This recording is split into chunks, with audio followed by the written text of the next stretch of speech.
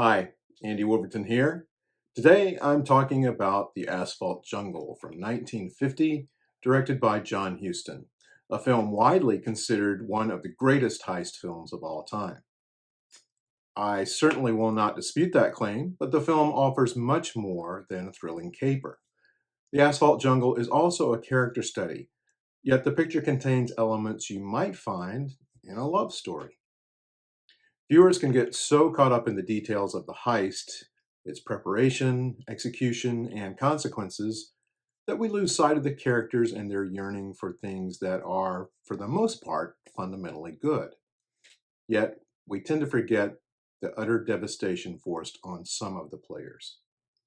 I'm going to cover some major spoilers, so if you haven't seen the film, please do so before watching any more of this video.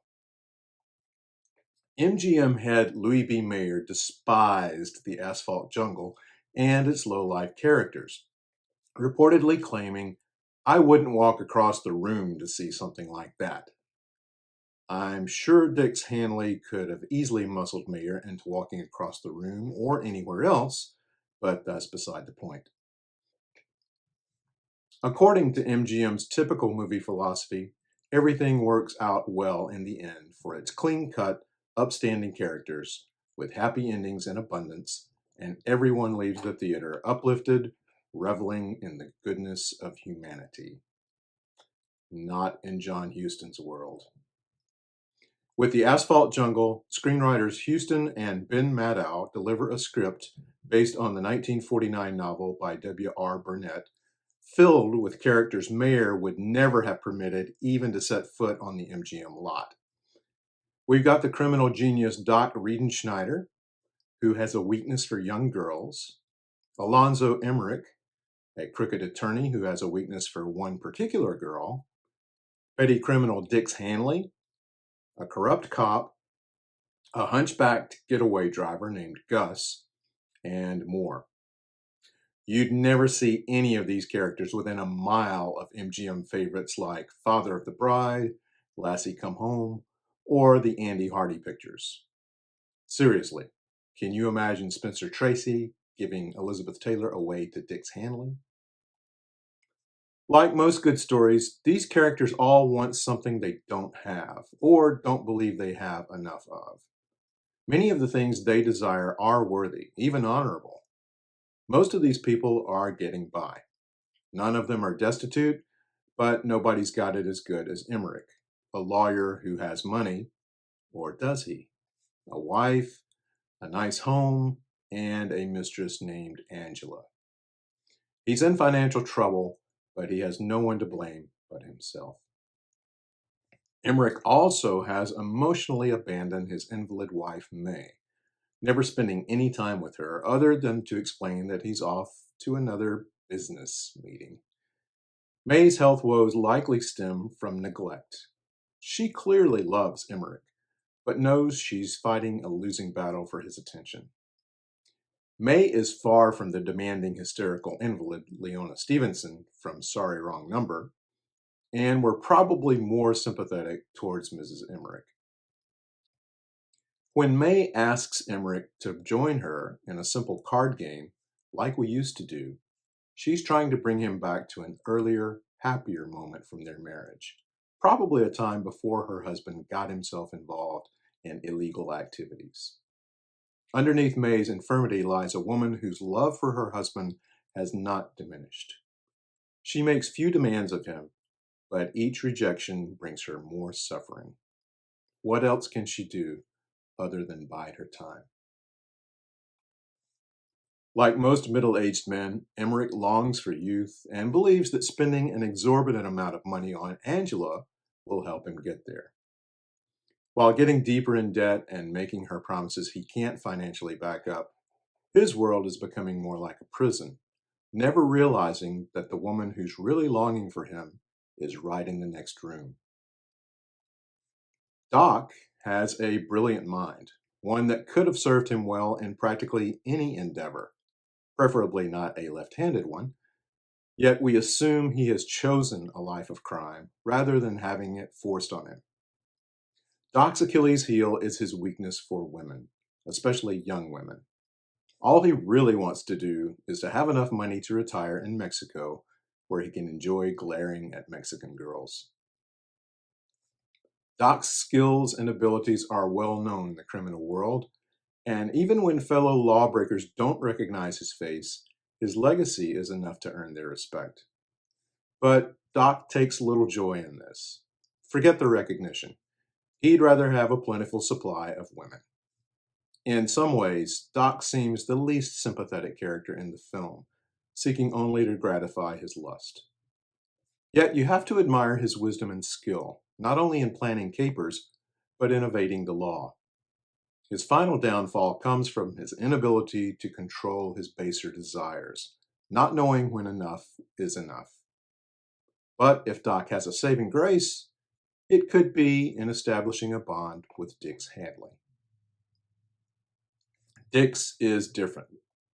Just looking at Sterling Hayden's nearly constant sneer, it becomes obvious he hates everything about the city and its low-life characters. Dix's world revolves around his love for horses. If he can't have one, or at least be near them, he'll bet on them over and over. That's where his trouble lies. He cannot stay away from the racetrack.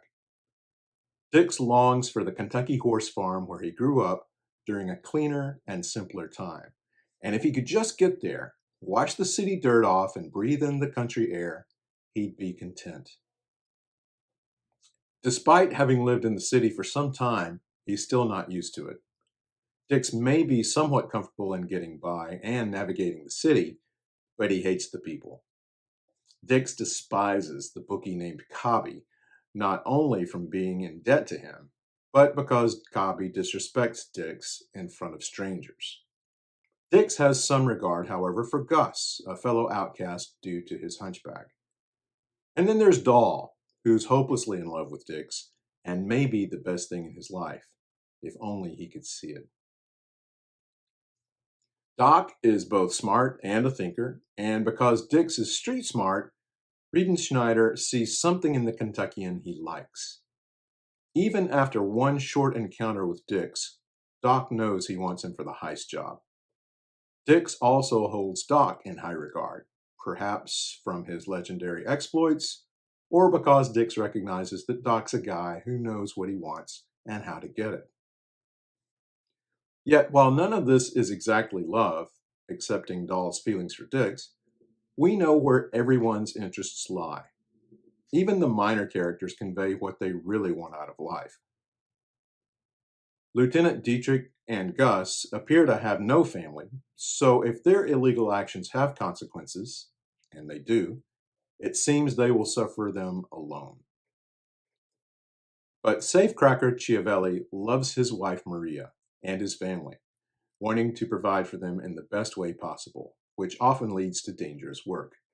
Chiavelli's accidental death during the heist seems to convey the idea that we live in a random world, that it doesn't matter what you do, fate is going to get you, leaving the Chiavelli family broken.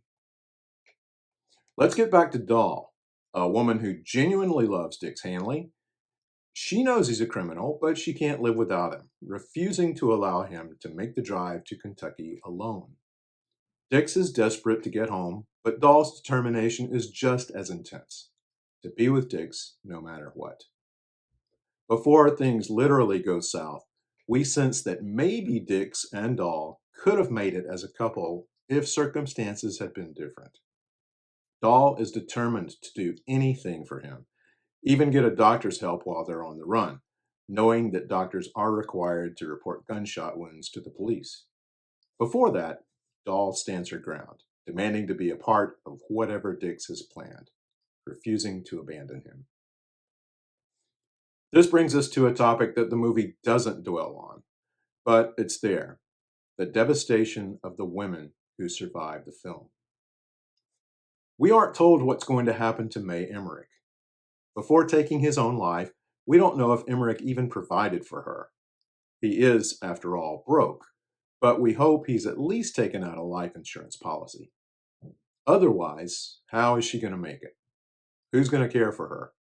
Certainly not Angela. Like Doll, May has stuck with her man. She could have divorced Emmerich years ago when he still had money, but she didn't. Now he's gone.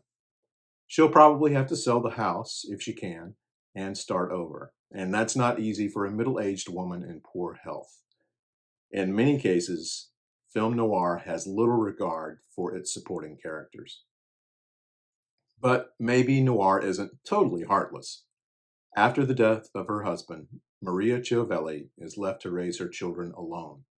Yet, from the attendees at the funeral, Maria seems to at least have some support system in place to help her. Not so with Doll. At the end of the film, she's all alone at the farm owned by Dix's parents. What will Mr. and Mrs. Handley think when they walk down to discover their son lying dead from a gunshot wound with a strange woman they've never seen? How would Doll explain herself?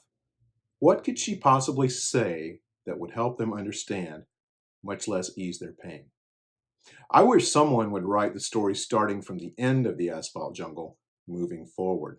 What would Doll do with the rest of her life? So many characters in film noir are average people who find themselves in desperate situations, but others clearly put themselves in the path of danger by their own choices. The Asphalt Jungle contains both, as well as people, through no fault of their own, whose lives are dramatically affected by the actions of others.